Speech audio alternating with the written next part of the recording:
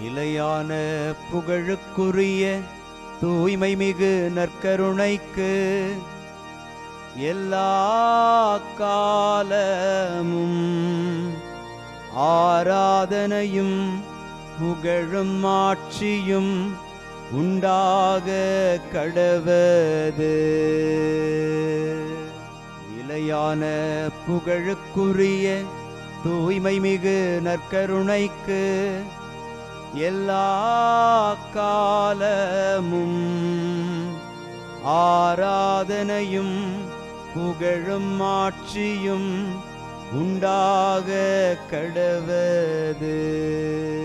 நிலையான புகழுக்குரிய தூய்மை மிகு நற்கருணைக்கு எல்லா காலமும் ஆராதனையும் புகழும் ஆட்சியும் உண்டாக கடவது.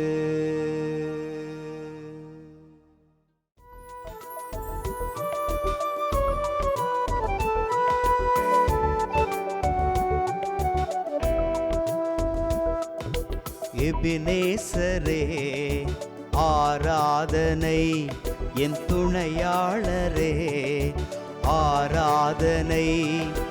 எபினேசரே ஆராதனை, என் துணையாளரே ஆராதனை.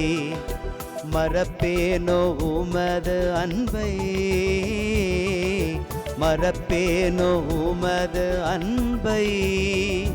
மண்டியிடுவேன் உன் பாதத்திலே, மண்டியிடுவேன் உன் பாதத்திலே. ஆண்டவருக்குள் பிரியமான சகோதர சகோதரிகளே, இன்று அக்டோபர் மாதம் 28ஆம் தேதி செவ்வாய்க்கிழமை. இன்று தாய் திருவை புனிதர்களான சீமோன், யூதா திருத்தூதர்களின் விழாவை கொண்டாடி மகிழ்கிறது. ஆண்டவருடைய திருத்தூதர்கள் ஆண்டவரை முழுவதுமாக அறிந்து கொள்ள போராடினார்கள்.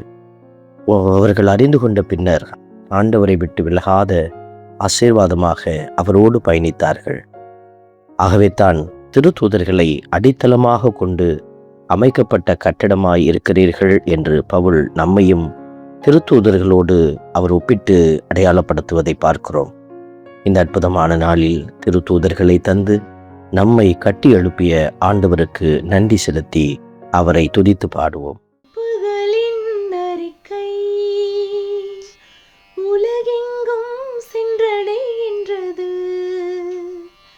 படைப்புகளின் அறிக்கை உலகெங்கும் சென்றடைகின்றது. திருப்பாடல் 19 இன்று நமக்கு அருளப்பட்டிருக்கிறது.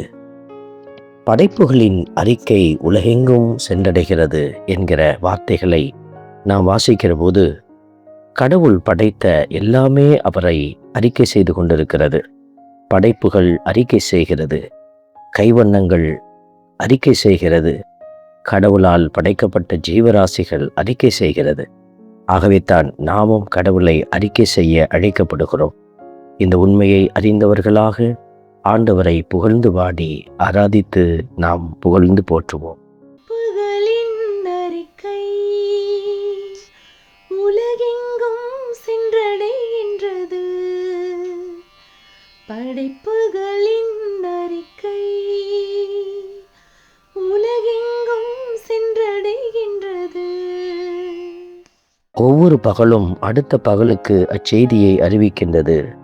ஒவ்வொரு இரவும் அடுத்த இரவுக்கு அதை பற்றிய அறிவை வழங்குகின்றது என்கிற வார்த்தைகள் நம்மை ஆழமாய் சிந்திக்க நமக்கு அழைப்பு விடுக்கிறது.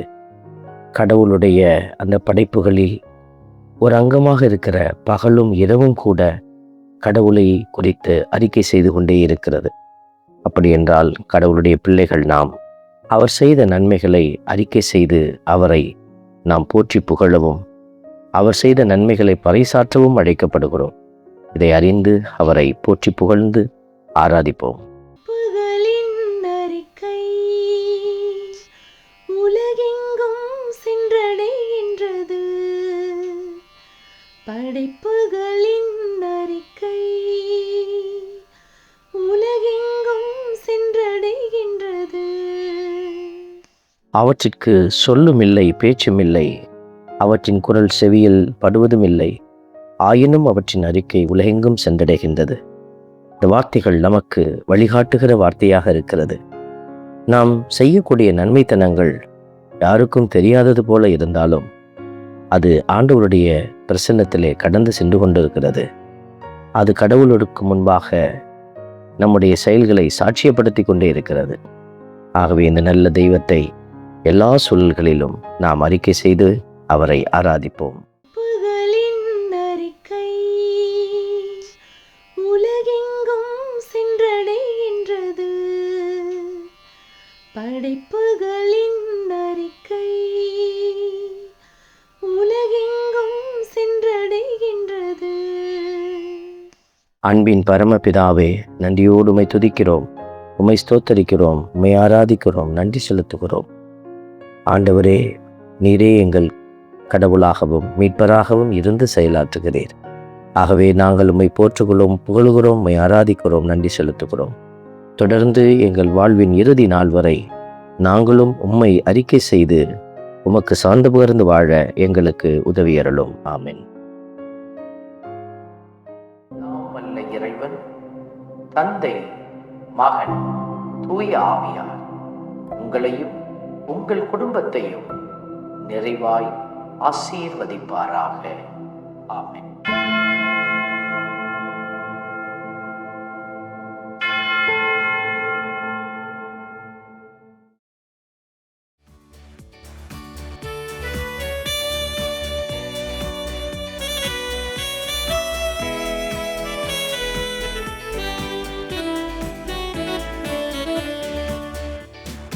இஸ்ரவேலின் துதிகளுக்குள் என்றும் வாசம் செய்பவரே, உம்மை நம்பி வந்த யாவருக்கும் என்றும் நன்மைகள் செய்பவரே, உம்மை என்றென்றுமே என்றென்றுமே பாடி புகழ்ந்திடுவோம். உம்மை எந்நாளுமே எந்நாளுமே ஆராதனை செய்குவோம்.